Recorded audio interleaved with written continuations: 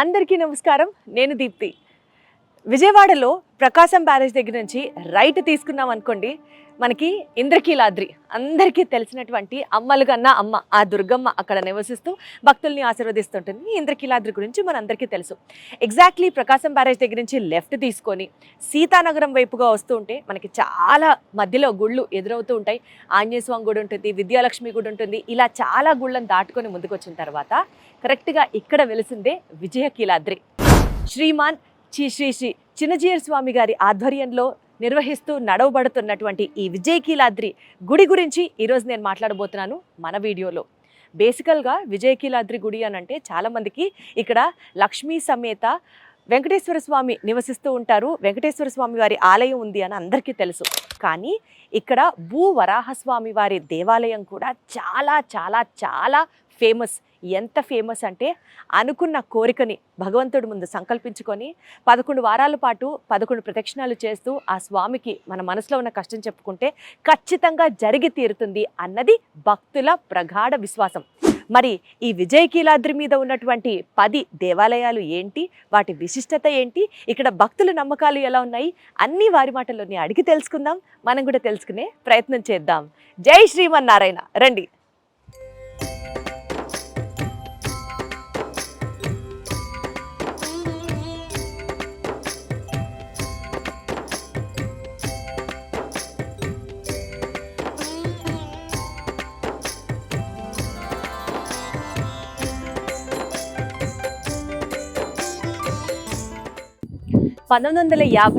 సంవత్సరంలో త్రిదండి పెద్దజీయర్ స్వామి వారు మొట్టమొదటిసారిగా ఈ కొండ మీద ఇలా ఆలయాలు కట్టాలి అని ఆయన సంకల్పించుకున్నారు. అది ఆయన సంకల్ప వరమే ఈరోజు ఇన్ని ఆలయాలు ఇక్కడ వెలిసాయి. అయితే దాని తర్వాత చాలా సార్లు కొంతమంది ఇక్కడ పెద్ద పెద్ద గుళ్ళని కట్టాలి అని ప్రయత్నం చేశారు, అవి సఫలీకృతం అవ్వలేదు. అలా జరుగుతూ ఉండగా తిరిగి మళ్ళీ చిన్నజీయర్ స్వామి గారి ఆధ్వర్యంలో ఆయన యొక్క సమక్షంలో ఈ గుడిని ఈ రకంగా డెవలప్ చేయడం స్టార్ట్ అయిందనమాట. బేసికల్గా విజయకీలాద్రి అని ఇక్కడ పేరు కదా, అంటే ఇక్కడ ఏదైనా ఒక కోరికతో భక్తుడు స్వామివారికి కనుక మొరపెట్టుకున్నా, విన్నవించుకున్నా, ఇక్కడికి వచ్చి స్వామిని దర్శనం చేసుకున్నా ఖచ్చితంగా ఆ పని విజయం సిద్ధిస్తుంది అన్నది ఇక్కడ ప్రతీక. అందుకని ఈ కొండకి విజయకీలాద్రి అని పేరు అనమాట. సాక్షాత్తు అర్జునుడు తపస్సు చేసినటువంటి ప్రాంతం ఇది. సాక్షాత్తు అర్జునుడు మహాభారత యుద్ధానికి ముందు ఇక్కడికి వచ్చి తపస్సు చేసి స్వామిని పూజించుకున్నారు కాబట్టి విజయం సంకల్పించింది అని పేరు. అందుకనే విజయుడు అంటే అర్జునుడు ఇక్కడ విజయం పొందాడు కాబట్టి విజయకీలాద్రిగా ప్రసిద్ధి. ఈ విజయకీలాద్రికి సంబంధించిన విశేషాలు ఇప్పుడు మనం తెలుసుకుందాం.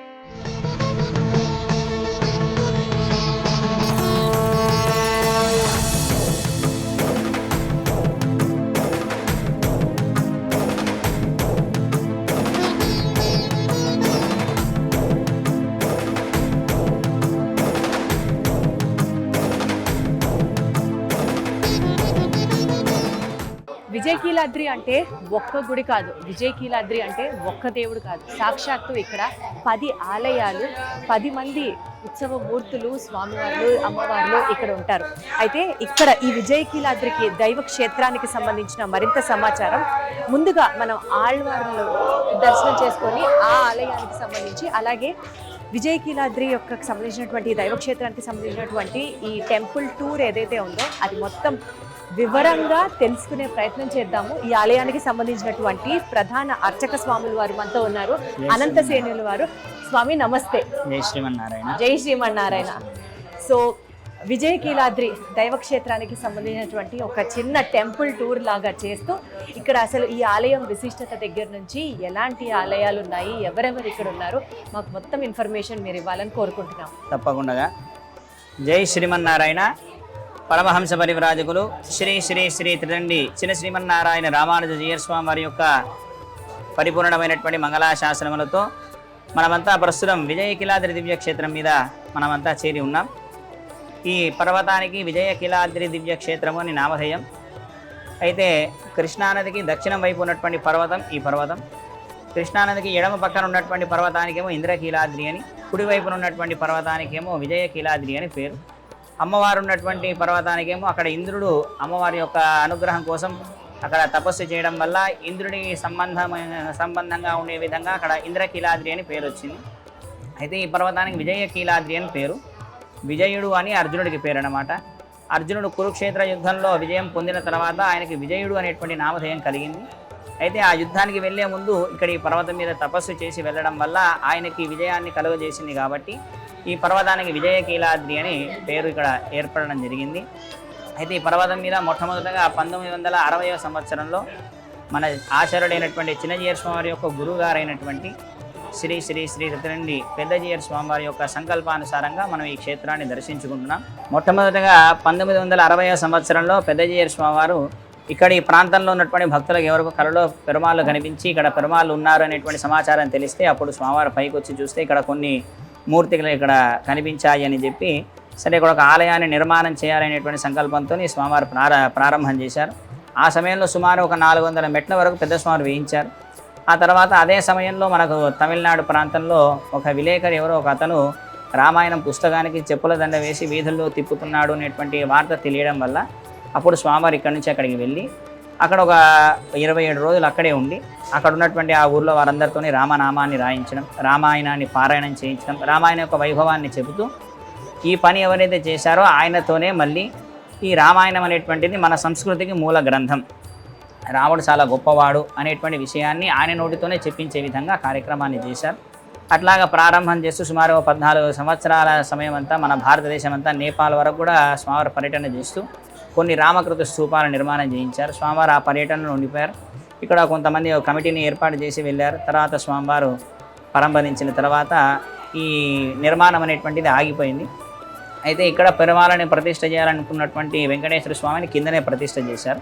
మన కొండ ఎక్కుతులో కూడా కింద ఒక వెంకటేశ్వర స్వామి ఆలయం ఉన్నది. సరే తర్వాత ఇంకా ఉన్నటువంటి కమిటీ వాళ్ళంతా ఒక్కొక్కరు ఇదైపోతున్నారు అని మళ్ళీ చిన్నజీయర్ స్వామివారికి పెద్ద స్వామివారి యొక్క సంకల్పం అని చెప్పి ఈ స్వామివారికి అందజేయడం జరిగింది.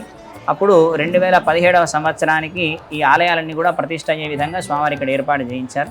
2017వ సంవత్సరం భగవద్ రామానుజాచార్య స్వామివారు అవతరించి 1000 సంవత్సరాలు పూర్తయినటువంటి సందర్భంగా వారు జగద్గురువులు కాబట్టి ఆ గురువు గారికి ఒక పుట్టినరోజు కానుకగా ఉంటుంది అని ఈ క్షేత్రాన్ని లోకావిష్కృతం మన చిన్నజీయర్ స్వామివారు చేశారు. అందులో మొట్టమొదటిగా ఇక్కడ నుంచి దర్శనం ప్రారంభమవుతుంది. మనమంతా ప్రస్తుతం ఆల్వారాచార్య సహిత విశ్వక్సేన సన్నిధి స్వామి సన్నిధిలో ఉన్నాం. ఆ పైన ఉన్నటువంటి వాళ్ళంతా కూడా ఆల్వారులు, మధ్యలో ఉన్నటువంటి వారేమో విశ్వక్సేనుడు, కింద 2 కాషాయం వస్త్రాలు ధరించి ఉన్నటువంటి వారేమో ఆచార్యులు అని. ఆలయానికి వస్తే మొట్టమొదటిగా మనమంతా నేరుగా భగవంతుడి దగ్గరికి వెళ్తుంటాం దర్శనానికి. కానీ అలా కాకుండా ఆలయానికి వస్తే మొట్టమొదటిగా భగవంతుణ్ణి మనకు చూపించినటువంటి వారిని, అలానే భగవంతుడి దగ్గరికి చేర్చేటటువంటి వారిని, చేరేటటువంటి మార్గంలో ఎటువంటి ఇబ్బందులు లేకుండా చూసుకునేటువంటి వారిని దర్శించాలి అనేటువంటిది ఒక క్రమం. అట్లాగా మనకు భగవంతుని నేరుగా దర్శించి సహజంగా మనం ఏంటంటే భగవంతుడి కోసం వేచి చూస్తుంటాం. ఋషులు మునులు మొదలైనటువంటి వాళ్ళంతా కూడా కొన్ని వేల సంవత్సరాలు తపస్సు చేస్తే కానీ స్వామి దర్శనం దొరకదు. అటువంటిది మనకు ఆల్వార్లంతా కూడా ఒక్కొక్క కులానికి చెందినటువంటి వారు భగవంతుని కీర్తన చేసినటువంటి ఆ విధానానికి స్వామి ముగ్ధుడైపోయి వారు ఎంత వైభవంగా పాడారు భగవంతుడి గురించి అంటే నేరుగా ఆయననే వచ్చి వాళ్ళకి దర్శనం ఇచ్చేంత ఇదిగా అంత ప్రేమతోని భక్తితోని వారు భగవంతుని కీర్తించారు. అది ఆల్వార్ల యొక్క గొప్పతనం అదనమాట. ఆల్వార్ అనేటువంటి పదానికి మునిగినటువంటి వారు అని కూడా ఒక అర్థం. అంటే దేంట్లో అంటే భగవంతుని యొక్క గుణానుభవంలో మునిగినటువంటి వారు అని అర్థం. అట్లాగా వారంతా కూడా నేరుగా భగవంతుని చూసి ఇవో స్వామి ఈ స్వరూపంగా ఇంత వైభవంగా ఉంటాడు అని మనకు చెప్పినటువంటి వాళ్ళు ఆల్వార్లు. అందుకని ముందర మనం మొట్టమొదటిగా ఆల్వార్లను దర్శనం చేసుకొని వారిని ప్రార్థించి అప్పుడు వేరే ఆలయం. ఆ తర్వాత భగవంతుని ఒకరు చూయించారు. మరి ఆ భగవంతుని పొందాలి అంటే ఎలా పొందాలి అంటే మనకు శాస్త్రాధ్యయనం అనేటువంటిది చేయాలి. మరి ఆ శాస్త్రాధ్యయనం మనం చేయగలుగుతామా అంటే మనకున్నటువంటి పనులలో ప్రత్యేకించి దాని మీద కూర్చొని చేయాలి అంటే మన వల్ల మరి ఎలా తెలుసుకుంటాము అంటే దానికి ఒక స్థానాన్ని కొంతమందికి ఇచ్చాడు భగవంతుడు, ఆచార్య స్థానం కింద. అట్లాగా ఆచార్యులు అని గురువు గారికి మరో పేరు ఆచార్యులు అని. సహజంగా మన గురుగారు ఏం చేస్తారు అంటే మనకు జ్ఞానబోధన చేస్తారు. ఆచార్యులు ఏం చేస్తారంటే మనకు ఉన్నటువంటి అంధకారాన్ని తొలగించి జ్ఞానాన్ని నింపేటటువంటి వాడు ఆచార్యులు. అట్లాగా వారు చేసినటువంటి పని ఏమిటంటే నిత్యం కూడా శాస్త్ర అధ్యయనాన్ని చేస్తూ భగవంతుని ఏ విధంగా అర్చన చేయాలి మనకు నేర్పిస్తారు. అది వారు తెలుసుకొని మనందరితోనే ఆచరింపజేస్తూ భగవంతుని దగ్గరికి చేరేటువంటి మార్గాన్ని వారు చూపిస్తారు. సో మొట్టమొదటిగా ఇక్కడ ఉన్న 10 ఆలయాల్లో మొదటి ఆలయం వచ్చేసి ఆల్వార్లది మరియు ఆచార్యుల వారిది, విశ్వక్సేనుడు వారిది. వీడిది మొదటి ఆలయం. ఇది మొదటి ఆలయం. ఇక్కడ నుంచి దర్శనం ప్రారంభమవుతుంది. సో ఇక్కడ నుంచి నెక్స్ట్ ఎక్కడికి వెళ్తాం? నెక్స్ట్ ఇక్కడ మనకు వరాహస్వామి అనమాట, భూ వరాహస్వామి. ఇక్కడ చాలా ప్రాచుర్యమైనటువంటి వరాహస్వామి అనమాట. మనం ఇక్కడ ఈ క్షేత్రానికి వచ్చినట్లయితే ఇక్కడ ఉన్నటువంటి ఆలయాలన్నీ కూడా చతుర్యుగ మూర్తులుగా మనం ఇక్కడ దర్శనం చేసుకోవచ్చు. మనం తిరుపతి వెళ్ళినా సరే మొట్టమొదటిగా వరాహస్వామిని దర్శించిన తర్వాత వెంకటేశ్వర స్వామిని దర్శించాలి అనేటువంటిది ఒక క్రమం. ఎందుకని అంటే వరాహస్వామి మొట్టమొదటిగా వచ్చినటువంటి వాడు. కృతయుగంలో వచ్చినటువంటి స్వామి వరాహస్వామి, ఈ కలియుగంలో వచ్చినటువంటి స్వామి వెంకటేశ్వర స్వామి. అచ్చా. అందుకని ఈ భూమి అంతా కూడా వరాహస్వామి. మరి ఆయన స్థానంలో ఈయన వచ్చి ఉన్నాడు కాబట్టి అంటే వెంకటేశ్వర స్వామి మన కోసమని వచ్చాడు. వచ్చి మరి ఉండాలి అంటే ఈయన పర్మిషన్ ఉండాలి. కాబట్టి ఈయన కొంత పర్మిషన్ ఇచ్చాడు. ఒక 7 అడుగుల స్థానాన్ని ఇచ్చాడు. 7 కొండల స్థానం ఇచ్చారు. 7 అడుగులు కాస్త 7 కొండలు అయ్యాయి. అక్కడ ఉన్నాడు. అయితే అట్లాగా మనం ఆ స్వామిని దర్శించాలంటే ముందుగా అప్పుడు స్వామి చెప్తాడు అనమాట. అంటే ఉపకారం చేసినటువంటి వాడికి ప్రత్యుపకారం చేయాలని మన పెద్దలు చెప్తుంటారు. కాబట్టి అదేవిధంగా మరి వరాహస్వామి ఉండడానికి ప్లేస్ ఇచ్చాడు కాబట్టి అప్పుడు వెంకటేశ్వర స్వామి కూడా చెప్తాడు అనమాట. అయ్యా ఇగో ఈ పర్వతం మీద నన్ను దర్శనం చేసుకోవడానికి వచ్చినటువంటి భక్తులు ఎవరైనా సరే మొట్టమొదటిగా నిన్ను దర్శించిన తర్వాతనే నన్ను దర్శిస్తారు. ఏ ఉత్సవం అయినా సరే ముందు నీకు జరిగిన తర్వాత నాకు జరుగుతుంది అని వెంకటేశ్వర స్వామి చెప్పినటువంటి మాట. అట్లాగే ఇక్కడ కూడా మన ఆలయాలన్నీ కూడా చతుర్యుగ స్వరూపాలుగా ఉంటాయి. అట్లాగా మొట్టమొదటి యుగం కృతయుగం. ఆ కృతయుగంలో వచ్చినటువంటి అవతారాలు వరాహస్వామి, అలానే లక్ష్మీ నరసింహస్వామి. ఇక్కడ విశేషం ఏమిటి అంటే భూవరాహస్వామి సహజంగా భూమి అంతా కూడా ఆదిశేషుడి యొక్క పడగల మీద ఉంటుంది. ఆయన పడగల మీద ఉంటుందండి. ఆయన పడగల మీద ఉంటుంది.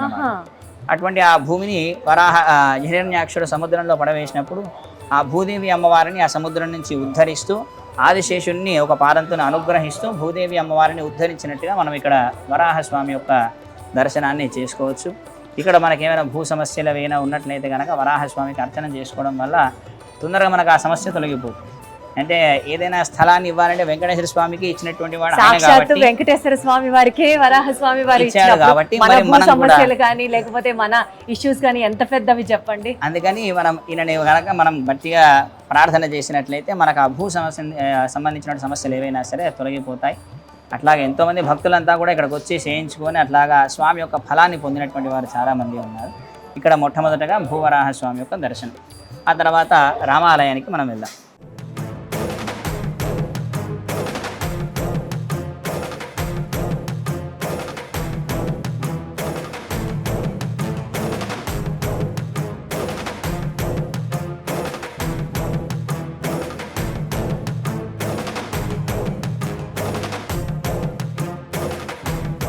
ఇక్కడ మనం ప్రస్తుతం రామాలయానికి చేరుకొని ఉన్నాం. రామాలయంలో రాముల వారికి ఎడం పక్కన ఉన్నటువంటి స్వామి సన్నిధి పెద్దజీయర్ స్వామి వారి సన్నిధి.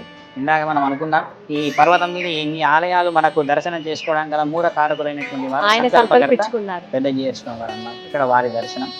ఆ తర్వాత రామచంద్రుడి యొక్క దర్శనం అన్నమాట. ఇక్కడ వచ్చేసి శ్రీ సీతా లక్ష్మణ హనుమత్ సమేత రామచంద్ర స్వామి యొక్క దర్శనం.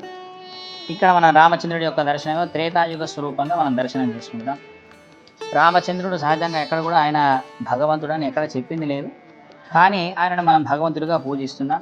అంటే రామచంద్రుడి వల్ల సీతా అమ్మవారి వల్ల మనం తెలుసుకోవాల్సినటువంటి విషయం ఏమిటంటే మనిషి తన యొక్క ధర్మాచరణను కనుక సక్రమంగా ఆచరించినట్లయితే మానవుడు కూడా భగవంతుడితో సమానంగా పూజింపబడతాడు అనేటువంటి దాన్ని తెలియపరచడం కోసమని చెప్పి రామచంద్రుడిగా స్వామి అవతరించాడు.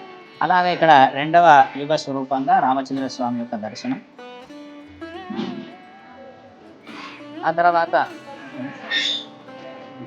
ఇక్కడ భగవద్ రామానుజాచార్య స్వామి వారి యొక్క దర్శనం. ఇన్ని ఆలయాలు కూడా వారి యొక్క సహస్రాబ్ది 1000 year బర్త్డే సందర్భంగా వారికి కానుకగా ఇన్ని ఆలయాలు ఇక్కడ మన చిన్నజీయ స్వామి ఏర్పాటు చేశారు. అంటే ఇక్కడ మనం ఏదైతే ఇన్ని ఆలయాలు ఉన్నాయి వీటి గొప్పతనం గురించి మాట్లాడుకుంటున్నామో ఇక్కడ ఆ విగ్రహాలు కూడా వెలిసాయి అని చెప్తారు. అంతలో వాస్తవం ఉందా? ఇక్కడ మనం నరసింహస్వామి ఆలయం పక్కన మనకు కొన్ని మూర్తులు కూడా ఉన్నాయి. ఇక్కడ ఆలయం నిర్మాణం చేయాలి అని ప్రారంభం చేసినప్పుడు ఇక్కడ కొన్ని మూర్తులు కూడా దొరికాయి అన్నమాట. కరెక్టే. అంతకుముందు ఇక్కడ ఉన్నాయి. ఇక్కడ కృష్ణస్వామి ఆలయం.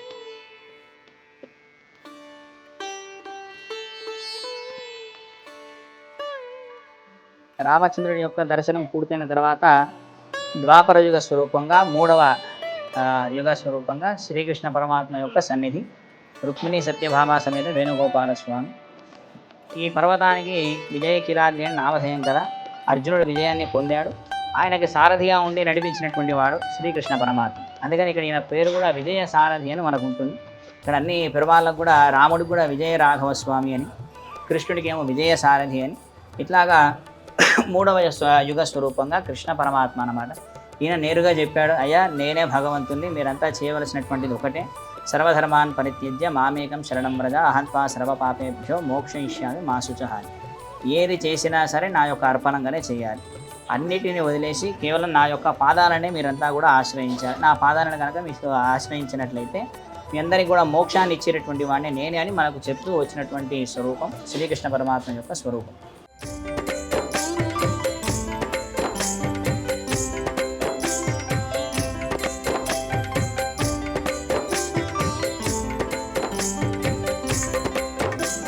ఇక్కడ వెంకటేశ్వర స్వామి యొక్క సన్నిధి, ఇటు పక్కన గోదా అమ్మవారు, ఇటు పక్కన పద్మావతి అమ్మవారు. పద్మావతి గోదా సమేత వెంకటేశ్వర స్వామి యొక్క సన్నిధి అన్నమాట.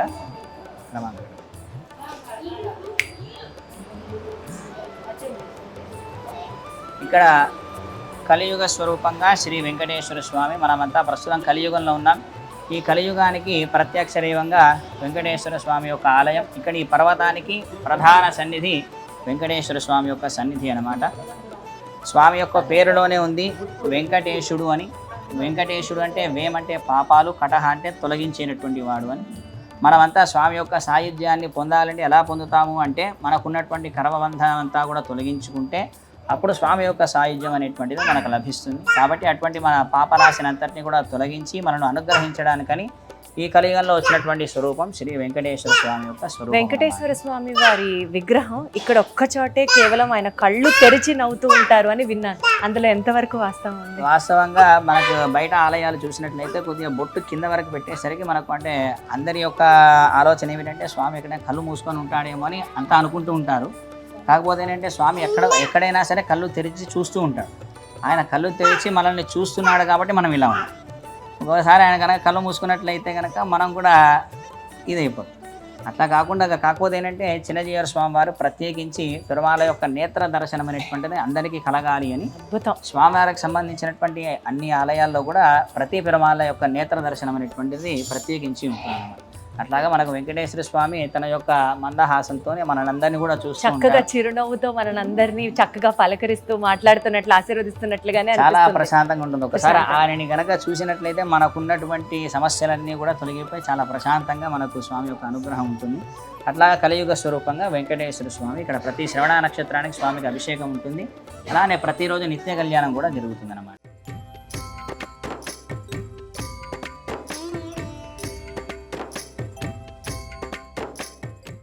మనమంతా ప్రస్తుతం వెంకటేశ్వర స్వామి దర్శనం పూర్తయింది. ఇప్పుడు సుదర్శన నారసింహస్వామి యొక్క ఆలయానికి మనం చేరుకున్నాం. ఇది 5వ ఆలయం. సుదర్శనము అంటే చక్రానికి పేరు సుదర్శనం అని, స్వామి చేతిలో ఉన్నటువంటి చక్రానికి పేరు సుదర్శనము అని. అయితే అక్కడ చూస్తే ఒక చక్రం లాగానే కనిపిస్తుంది. ఆ చక్రం ఎలా ఉంటుందంటే ఆ స్వామి యొక్క స్వరూపాన్ని మన ఇక్కడ ఏర్పాటు చేశారనమాట. 2 చేతులు మొదలుకొని 32 చేతుల వరకు స్వామి ధరించి ఉంటాడు అనమాట సుదర్శన భగవానుడు. ఆయా సందర్భాలను అనుసరిస్తూ చేతులను ధరిస్తూ ఉంటాడు. ఎన్ని హస్తాలు అయితే ధరిస్తాడో అన్ని హస్తాలలో అన్ని ఆయుధాలు కూడా ఉంటాయి. ఓహో, అట్లాగా ఇక్కడ ప్రతి చిత్తా నక్షత్రానికి స్వామికి అభిషేకం ఉంటుంది. ఆయనకి సుదర్శనుడు అనే కాకుండా విష్ణు సంకల్ప వృక్ష అని కూడా ఒక పేరు. విష్ణు సంకల్ప వృక్ష. ఎందుకని అంటే స్వామి ఎప్పుడు ఏ యుగంలో ఏ అవతారంగా స్వామి వస్తాడో ఆయనతో పాటుగానే ఈయన కూడా వస్తుంటాడు. ప్రతి అవతారంలో ఉంటాడు. అయితే కొన్ని అవతారాల్లో ప్రత్యక్షంగా కనిపిస్తుంటాడు, కొన్ని అవతారాల్లో పరోక్షంగా ఉంటాడు. వెంకటేశ్వర స్వామిగా వచ్చాడు, స్వామి చేతిలో చక్రం ఉంది. కృష్ణుడిగా వచ్చాడు, ఆయన చేతిలో చక్రం ఉంది. మరి రాముడిగా వచ్చాడు, ఆయన దగ్గర చక్రం లేదు కదా, అంటే ఆయన దగ్గర ధనుర్బాణపు యొక్క కొసలలో ఉంటాడు. వరాహ స్వామిగా వచ్చాడు, తన యొక్క కొరలలో. నరసింహస్వామిగా తన యొక్క గోర్లలో ఇట్లాగా నిక్షిప్తమై వస్తుంటాడు. అందుకని ఇక్కడ ఉన్నటువంటి భక్తుల అందరికీ ఒక రక్షణ కోరుకొని అలానే అన్ని ఆలయాలకు కూడా రక్షణ కానీ ఇక్కడ సుదర్శన స్వామి సన్నిధి. అయితే ఇక్కడ ఇంకొక ప్రత్యేకత ఏమిటి అంటే ముందు సుదర్శనుడు ఉంటాడు, వెనక నరసింహస్వామి ఉంటాడు. ఇక్కడ నుంచి మనం అర్థంలో చూడొచ్చు, లేదా వెనక ప్రదక్షిణ చేసి కూడా కనిపిస్తుంది. ఈ 2 స్వరూపాలు కూడా భక్తుల యొక్క రక్షణ కొరకు ప్రత్యేకించి వచ్చినటువంటి స్వరూపాలు అన్నమాట. ఇలాగ మనకు శ్రీరంగ క్షేత్రంలో ఉంటుంది. అటువంటి ఆ దర్శనాన్ని మనకు స్వామి ఇక్కడ ఏర్పాటు చేశారు. మనకి ఏవైనా గ్రహాలకు సంబంధించినటువంటి సమస్యలు కానీ, ఆరోగ్యపరమైనటువంటి సమస్యలు కానీ, శత్రు బాధలు కానీ ఏవైనా ఉన్నట్లయితే కనుక ప్రతి చిత్తా నక్షత్రానికి స్వామికి అభిషేకం జరుగుతుంది. అలానే ప్రతి అమావాస్యకి సుదర్శన హోమం జరుగుతుంది. వీటిల్లో పాల్గొని స్వామికి అర్చన చేయించుకోవడం వల్ల మనకు ఉన్నటువంటి ఆ గ్రహ సమస్యలు అనేవి తొలగిపోతాయి. అట్లాగే సుదర్శన స్వామి సన్నిధి.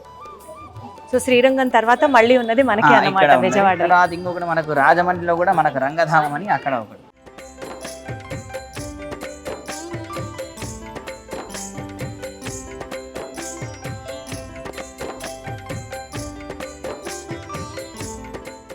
విజయకీలాద్రిలో ఉన్నటువంటి భూవరాహస్వామి వారి ఆలయానికి నేను చాలాసార్లు రావడం జరిగింది, కానీ ఇవాళ మాత్రం చాలా స్పెషల్. ఎందుకంటే నేను మన ఛానల్ సుమన్ టీవీ జాయిన్ అయిన తర్వాత చేస్తున్నటువంటి ఫస్ట్ వీడియో ఈ టెంపుల్ దగ్గర నుంచే చేయాలి, అంత సెంటిమెంట్ నాకు అని భావించాను.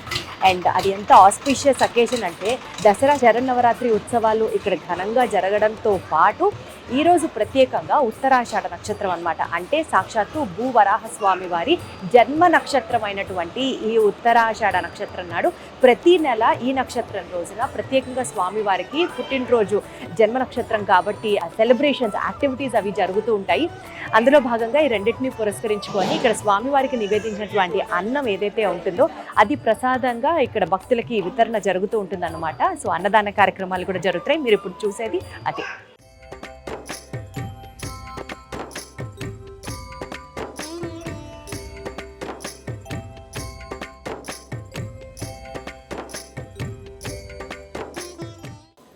ఇప్పుడు మనం అష్టలక్ష్మి ఆలయానికి వెళ్తున్నాం. అష్టలక్ష్మి అయితే లక్ష్మీనారాయణ స్వామి యొక్క దర్శనం మనకి ఇప్పుడు జరుగుతుంది. ఇక్కడ ఈ ఆలయం కూడా సహజంగా అమ్మవారు ఉండేటువంటిది పద్మంలో ఉంటుంది అమ్మవారు, కాబట్టి అమ్మవారు పద్మంలోనే ఉండాలి అని మనకు స్వామివారు కూడా ఇక్కడ ఆలయం అంతా కూడా అష్టదళ పద్మంగా మన ఇక్కడ ఏర్పాటు చేశారు. ఒక్కొక్క దళంలో ఒక్కొక్క అమ్మవారు ఉంటారన్నమాట. ఒక్కొక్క దళంలో ఒక్కొక్క అమ్మవారు. ఎంత బాగుందో వినడానికి. 8 మంది ఉంటారన్నమాట.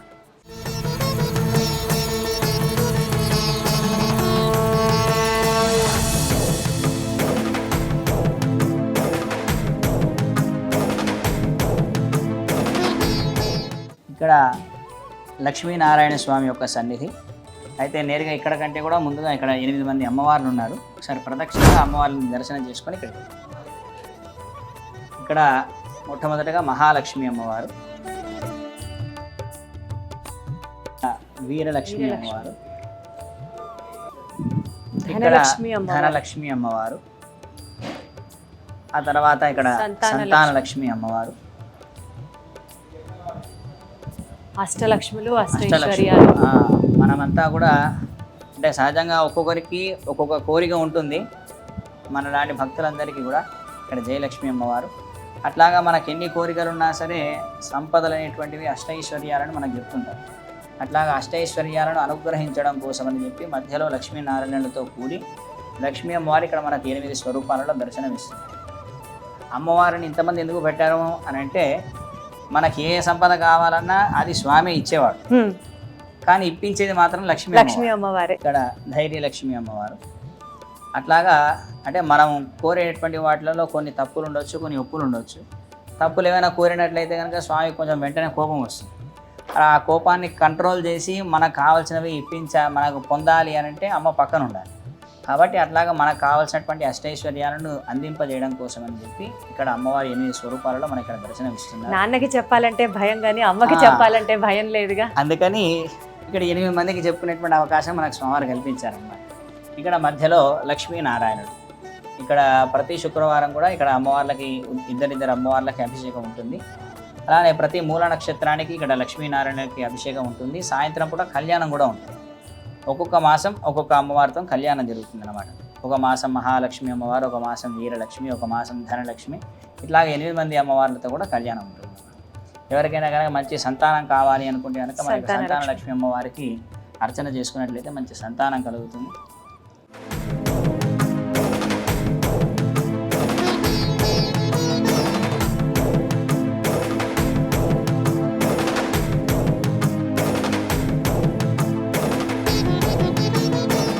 మనమంతా ప్రస్తుతం ఇప్పుడు అష్టలక్ష్మి ఆలయం దర్శనం పూర్తయిన తర్వాత ఆంజనేయ స్వామి సన్నిధిలో ఉన్నాం. ఇది ప్రస్తుతం ఇంకా ప్రతిష్ట అవ్వలేదు, రేపు మార్చిలో ప్రతిష్ట అవుతుంది. ఈ పర్వతానికి క్షేత్రపాలకుడు ఆంజనేయ స్వామి అన్నమాట. అయితే ఇక్కడ ఉన్నటువంటి ఆంజనేయ స్వామి విశేషం ఏమిటంటే సహజంగా ఎక్కడ చూసినా సరే మనం ఆంజనేయ స్వామి ఒక చేతితో అభయం ఇస్తుంటాడు, ఇంకో చేతితో గద పట్టుకొని ఉంటాడు. కాకపోతే ఇక్కడ ఏమిటి అంటే 2 చేతులతో అభయం ఇస్తూ ఉంటాడు మనకు. అంటే సుందరకాండలో ఎక్కడ కూడా స్వామికి అంటే సహజంగా కోతులకి ఆయుధాలు ఏమిటంటే వాటి యొక్క గోర్లే వాటికి ఆయుధాలు. అట్లాగా అందుకని ఇక్కడ గద లేకుండా రెండు చేతుల్లో అభయం ఇవ్వాలి అనేటువంటి సంకల్పంతో సుందరకాండలో ఉన్నటువంటి స్వరూపంగా మనకు స్వామివారు ఇక్కడ అభయ ఆంజనేయ స్వామిని ఏర్పాటు చేశారు. రేపు మార్చిలో మనం స్వామి కూడా స్వామి యొక్క దర్శనాన్ని ప్రారంభం చేసుకుంటాం. పర్వతానికి క్షేత్రపాలకుడు కాబట్టి ఇక్కడ సన్నిధి కూడా చాలా పెద్దదన్నమాట. చాలా పెద్ద ఇంత సన్నిధిని ఇంత పర్వతాన్ని ఆయన ఎంత ఎత్తుతో విగ్రహం ఉండబోతోంది ఇక్కడ. 36 అడుగుల మూర్తి, ఏకశిల విగ్రహం అని ఏకశిలా విన్నాం. విగ్రహం, 36 అడుగుల ఏకశిలా విగ్రహం. సహజంగా మనకు ఆంజనేయ స్వామి కూడా చాలా ప్రత్యేకం. మనకి ఏమైనా వివాహం కావాలి అన్నా, లేదా మంచి ధైర్యం కావాలి అన్నా, మంచి బుద్ధి కావాలి అన్నా, అంటే మనిషికి ప్రధానంగా బుద్ధి కావాలి. అటువంటి మంచి బుద్ధిని ఇచ్చేటటువంటి వాడు, మంచి వాక్చాతుర్యాన్ని ఇచ్చేటటువంటి వాడు ఆంజనేయ స్వామి. వాక్చాతుర్యానికి కూడా ఆంజనేయ స్వామిని ప్రార్థిస్తాం. బాగా ఇస్తాడన్నమాట. అందుకే మనకు చెప్తారు బుద్ధిర బలం యశోధైర్యం నిర్భయత్వం అరోగత అని. అజాఢ్యం వాక్పటుత్వం చ హనుమత్ స్మరణాత్ భవేత్ అని. మనకు మంచి వాక్చాతుర్యం కావాలన్నా, బుద్ధి బలం కావాలి అన్నా, మంచి ధైర్యం కావాలి అన్నా ఆంజనేయ స్వామిని కనుక అర్చన చేసుకున్నట్లయితే ఇవన్నిటిని కూడా ఆయన ఇస్తాడు.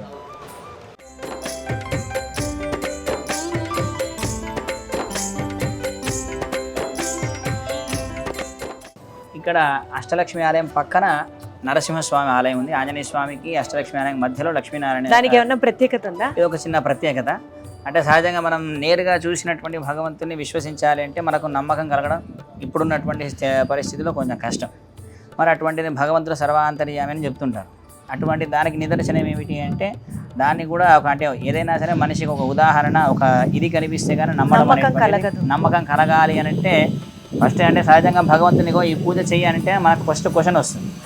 అట్లా ఆ క్వశ్చన్ రాకుండా ఉండడం కోసం అని చెప్పి ఆయననే సర్వాంతర్యామి అనేటువంటి దాన్ని నిదర్శనంగా వచ్చినటువంటి స్వరూపం లక్ష్మీ నరసింహస్వామి స్వరూపం. అంటే చిన్నపిల్లవాడు అయినప్పటికీ ప్రహ్లాదుడు చెప్పాడు అంతటా ఉంటాడు నారాయణుడు అని. సర్వాంతర్యామి నారాయణుడు అని ప్రహ్లాదుడు చెప్పాడు. కానీ తండ్రి విశ్వసించలేకపోయాడు. దాన్ని పరీక్ష చేద్దామని చెప్పి ఏ స్తంభంలో ఉన్నాడా, ఇందులో అన్నిట్లో ఉన్నాడు అని చెప్పి సరే ఇందులో ఉన్నాడా అని దాన్ని ఛేదన చేసేసరికి అందులో నుంచి స్వామి వచ్చాడు.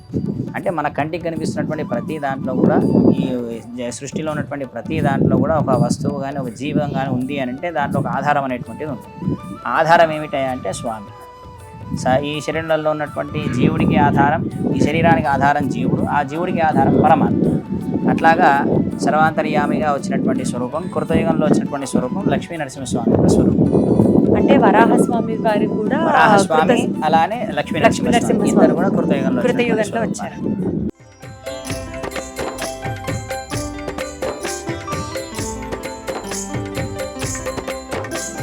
ఇప్పుడు మనం వైకుంఠనాథ స్వామి ఆలయానికి వెళ్తున్నాం. ఇక్కడ ఉన్నటువంటి స్వామి శ్రీ భూ నీలా సమేత వైకుంఠనాథ స్వామి అని ఈయనకు పేరు. స్వామి శ్రీ భూ నీలా సమేత, ముగ్గురు అమ్మవార్లు అనమాట. శ్రీదేవి, భూదేవి, నీలాదేవి. సహజంగా మనం ఎక్కడ చూసినా సరే ఇద్దరు అమ్మవార్లు కనిపిస్తుంటారు. అయితే నీలా అమ్మవారిని ప్రత్యేకించి మనం ధనుర్మాసం చేస్తుంటాం ప్రతి సంవత్సరం. ఆ ధనుర్మాసంలో గోదా అమ్మవారు ప్రార్థన చేస్తుందన్నమాట. అట్లాగా అంటే స్వామి వైకుంఠంలో ఉంటాడు కదా, వైకుంఠం అనేటువంటిది మూలస్థానం. ఇక్కడ నుంచి ఇప్పుడు మనం చూస్తున్నటువంటి అవతారాలన్నీ కూడా వచ్చాయి. కాబట్టి మరి ఇద్దరు అమ్మవార్లు ఆయనతో పాటు వస్తున్నప్పుడు మరి ఇంకొకరు ఎవరైనా ఒకరు ఆయనతో పాటు ఉండాలి. కాబట్టి నిత్యం వైకుంఠంలో ఉంటుంది నీలాదేవి. అట్లాగా మనం మొట్టమొదటిగా ఆళ్వారాచార్య విశ్వక్సేన సన్నిధానం దర్శనం చేసుకున్నాం. అందులో ఆచార్యులను దర్శనం చేసుకున్నాం. ఆచార్యులను కనుక ఆశ్రయించి ఆచార్యుల ద్వారా మంత్రోపదేశాన్ని కనుక పొందినట్లయితే ఈ వైకుంఠాన్ని పొందుతాం.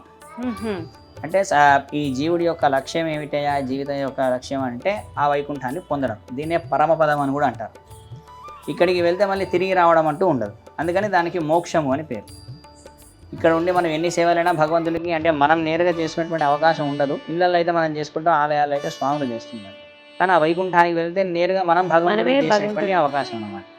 అక్కడ ఇంకొక ఆలోచన అనేటువంటిది ఇది ఉండదు. నేరుగా భగవంతుడు మనం.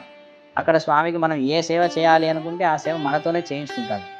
అట్లాగా మూల స్థానం ఇది. మన కోసం మనల్ని అనుగ్రహించడం కోసం అని చెప్పి ఇన్ని యుగాల్లో ఇన్ని స్వరూపాలుగా చివరిగా మన దగ్గరికి అర్చావతారంగా స్వామి వచ్చాడు అని. ఈ వైకుంఠంలో ఉన్నటువంటి స్వామి పొందాలంటే మొట్టమొదటి గురువుని ఆశ్రయించాలని, ఆ గురువుని కనుక ఆశ్రయించినట్లయితే వైకుంఠాన్ని పొందుతాము అని.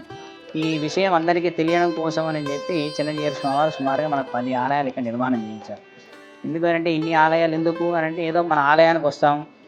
కొంతమంది ఇప్పుడు వెంకటేశ్వర స్వామిని అంటే చూసినట్టే గుర్తుపడతాం, లేదా కృష్ణుడు అంటే చేతిలో మురళి ఉంది గుర్తుపడతాం, రాముడు అంటే ధనుర్వాణం గుర్తుపడతాం, వరాహస్వామి అంటే తొందరగా గుర్తుపట్టదు, లేదా సుదర్శనుడు అంటే గుర్తుపట్టదు. పేర్లుంటే చదవగలుగుతాను తప్పితే నేరుగా స్వరూపం చూస్తే గుర్తుపట్టదు. అలా కాకుండా ఆలయానికి వస్తే కొంత భగవంతుడి గురించి తెలుసుకోవాలి. ఇప్పుడు మనం ఏ యుగంలో ఉన్నాం, దీనికి ముందు ఎన్ని యుగాల్లో ఎన్ని అవతారాలు వచ్చాయి, అవతారాల యొక్క ప్రత్యేకత ఏమిటి, మనం భగవంతుడి కోసం ఏం చేయాలి, ఆయన మన కోసం ఏం చేస్తున్నాడు అనేటువంటి విషయం అందరికీ తెలియడం కోసం అని చెప్పి చిన్నజీయర్ స్వామి ఇన్ని ఆలయ నిర్మాణం చేయించారనమాట. ఇది మూల స్థానం మనమంతా పొందడం కోసమని. ఈ ఆలయం చాలా ప్రత్యేకమైనది. ఈ ఆలయాలు ఎక్కడ కూడా లేవు. మనకు మొత్తం 3 ఆలయాలు ఉన్నాయని మనం చెప్తారు. ఒకటి మనకు తమిళనాడు ప్రాంతంలో ఒక ఆలయం ఉందని, రెండవది మనకు స్వామివారి యొక్క ఆశ్రమం హైదరాబాద్లో శంషాబాద్లో ఒక ఆలయం ఉంది, నిశ్చింతలో. మూడవది ఇక్కడ శ్రీరంగం తర్వాత సుదర్శన స్వామి వారి ఆలయం మనకి ఇక్కడే ఉంది. ఇక్కడ దాని తర్వాత మళ్ళీ వరాహ స్వామి సన్నిధి కూడా మనకి ఇక్కడే. మనకి ఇక్కడే తర్వాత వైకుంఠనాథ స్వామి ఆలయం కూడా ఇక్కడే. అయితే మనకు శ్రీరంగ క్షేత్రంలో ఏ విధంగా అయితే ఆలయానికి 3 వైపులా ఒక మాల వేసినట్టుగా కావేరీ నది ప్రవహిస్తుందో, మనకి ఈ పర్వతానికి కూడా సాటిలో నుంచి చూస్తే కనుక అట్లానే ఉంటుంది. అట్లాగా అంటే ప్రతి ఆలయానికి కూడా ఉత్తర వాహినిగా నది కానీ ఒక వాగు కానీ ప్రవహిస్తూ ఉండడం అనేటువంటిది చాలా విశేషమైనటువంటిది. అందుకని ఇక్కడ మనకి ఈ పర్వతానికి చాలా ప్రత్యేకమైనటువంటిది ఏమిటి అంటే కృష్ణానది 3 వైపులా ప్రవహించడం, అందులో ఈ పర్వతం మీద ఇన్ని ఆలయాలు ఉండడం చాలా విశేషమైనటువంటిది. ఈ క్షేత్రానికి విజయకీలాద్రి అని పేరు. మనం ఎవరం ఎప్పుడు ఏది కోరుకున్నా సరే అన్నిటి యందు మంచి విజయాన్ని అందించినటువంటి క్షేత్రం. కాబట్టి చిన్నజీయర్ స్వామి యొక్క వారి యొక్క శ్రీహస్తాల మీదుగా ప్రతిష్ట కాకపోయినటువంటి ఈ క్షేత్రానికి మనమంతా కూడా వచ్చి ఒక్కసారి పెరుమాళకు మనస్ఫూర్తిగా చెప్పుకున్నట్లయితే చాలు, ఆయన మన మొర విని మనకు కావాల్సినటువంటి సంపదలన్నింటినీ కూడా చాలా వేగంగా అందిస్తారన్నమాట. చాలా గొప్పైనటువంటి క్షేత్రం. కాబట్టి అంతా కూడా వస్తూ స్వామి యొక్క దర్శనాన్ని చేసుకొని స్వామి యొక్క అనుగ్రహాన్ని పొందాలి. జై శ్రీమన్నారాయణ. జై శ్రీమన్నారాయణ. ధన్యవాదాలండి. చాలా చాలా చాలా చక్కగా అర్థమయ్యేటట్టు చాలా సింపుల్ లాంగ్వేజ్లో ఎక్స్ప్లెయిన్ చేశారు. ధన్యవాదాలు. జై శ్రీమన్నారాయణ.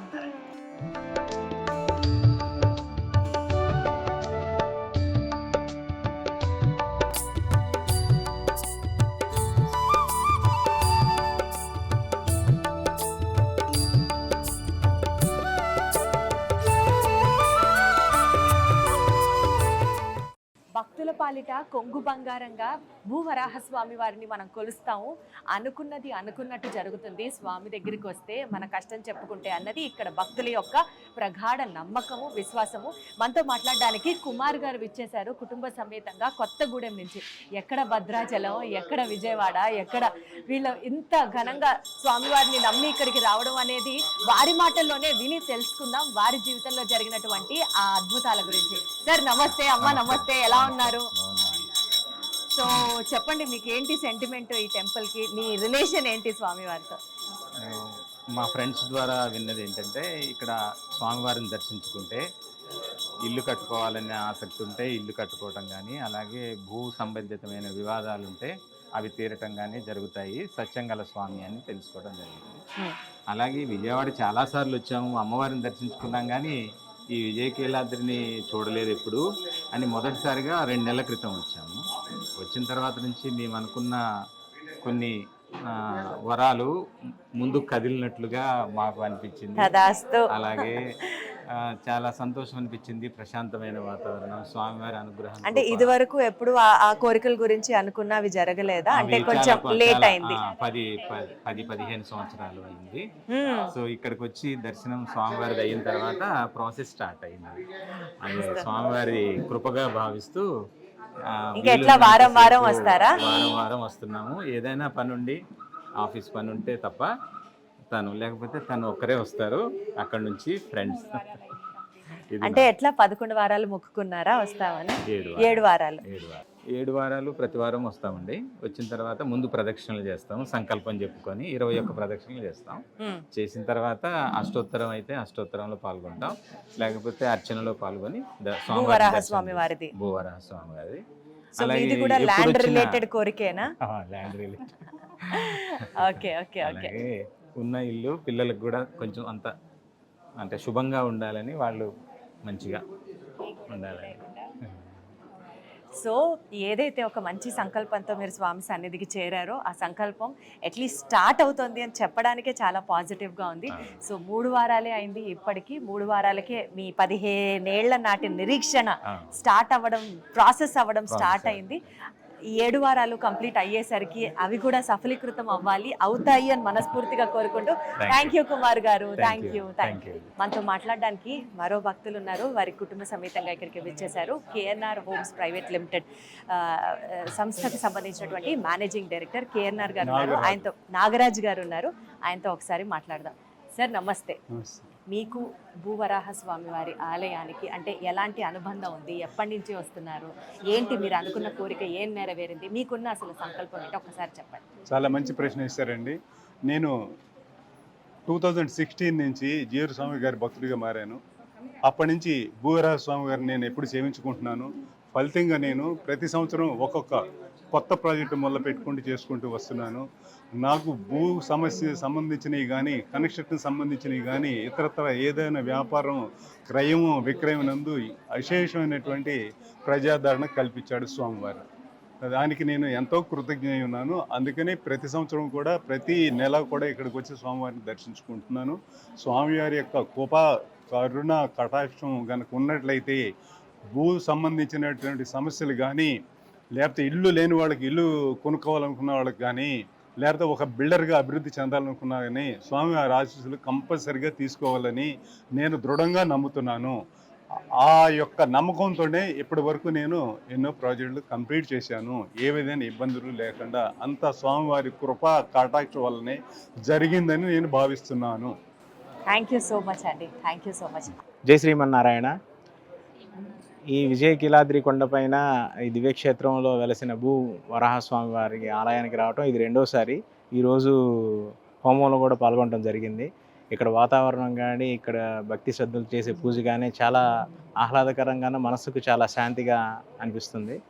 ఇక్కడ విశిష్టత ఏంటంటే మనకి ఒక భూమికి సంబంధించిన ఏమైనా ఇబ్బందులు ఉన్నా కానీ, ప్రాపర్టీకి సంబంధించిన ఇబ్బందులు ఉన్నా కానీ స్వామివారి దగ్గరికి 7 వారాలు కంటిన్యూగా వస్తూ వచ్చిన ప్రతిసారి 21 ప్రదక్షిణాలు కొబ్బరికాయ అగరబత్తులు పట్టుకొని 21 ప్రదక్షిణాలు తిరిగి కాయ కొట్టేసి స్వామివారికి అష్టోత్తరం చేసుకొని వెళితే ఇలా 7 వారాలు చేస్తే మన మనోబిలష్ట అనమాట. అంటే మనం అనుకున్నది సిద్ధిస్తుందని ఇక్కడ విన్నానండి.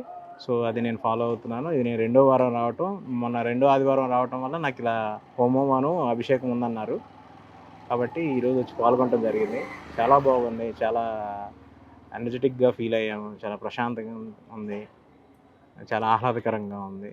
మీరు కూడా వచ్చి తప్పక ఈ విజయకీలాద్రి పైన వెలసిన శ్రీ భూ వరాహస్వామి గారిని దర్శించుకొని వారి యొక్క కృపా కటాక్షాలు మీరు పొందవలసిందిగా ప్రార్థిస్తున్నాను.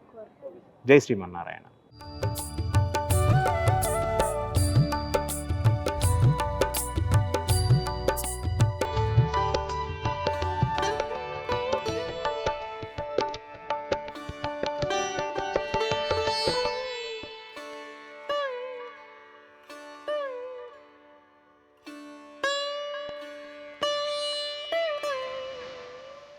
మొత్తానికి అదండి విజయకీలాద్రి కొండ యొక్క విశిష్టత, అలాగే ఇక్కడ ఉన్నటువంటి ఉత్సవ భక్తుల యొక్క సంబంధించినటువంటి విశిష్టత తెలుసుకున్నాం కదా. అయితే ఇక్కడ మీరు గనక ఒక గొప్ప సంకల్పంతో ఇతరులకి మంచి చేయడం కావచ్చు, లేకపోతే మీరేదన్నా ఒక కష్టంతో బాధపడుతున్నా కావచ్చు, మీ యొక్క కోరిక కావచ్చు, ఏదైనా సరే స్వామికి చెప్పుకొని 7 వారాల పాటు 11 సార్లు కానీ 22 సార్లు కానీ ప్రదక్షిణలు కనుక చేసి స్వామికి నైవేద్యం సమర్పించుకుంటే, ప్రత్యేకంగా భూవరాహ స్వామికి అయితే నైవేద్యంగా మనం చిలకడ దుంపలు, అప్పాలు, బెల్లము ఇలాంటివన్నీ నైవేద్యంగా ఇస్తూ ఉంటాం అనమాట. ఇలాంటివి సమర్పించుకుంటే ఖచ్చితంగా అనుకున్న కోరిక సిద్ధిస్తుంది అన్నది ఇక్కడ భక్తుల యొక్క నమ్మకం. సర్వేజన సుఖినో భవంతు.